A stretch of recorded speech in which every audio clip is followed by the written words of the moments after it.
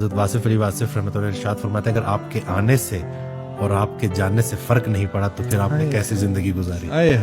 یہ ابھی رحمان راستے میں آتے ہوئے نا رحمان بابا کا ہم کلام سنے تھے کرن خان کی، تو اس میں یہ کہ بھائی 1000 آتے ہیں 1000 چلے جاتے ہیں، دنیا کو کوئی فرق نہیں پڑتا.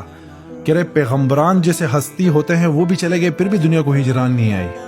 تو بھائی بلبل کی طرح بولنا سیکھے.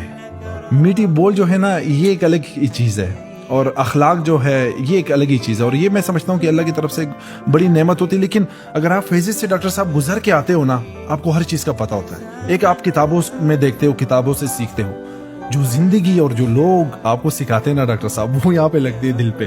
وہ جو تجربہ سکھاتا ہے نا، ایکسپیرینس، وہ پھر کتابوں سے کدھر آتا ہے. اور ایسا انسان نا اگر عروج سے نیچے آ بھی جائے نا، اللہ اس کو پھر عروج دے دیتا ہے. کیونکہ وہ ہنر سیکھ چکا ہے، اس کو پتا ہے کہ جو سختی ہے اس کے بعد آسانی ہے.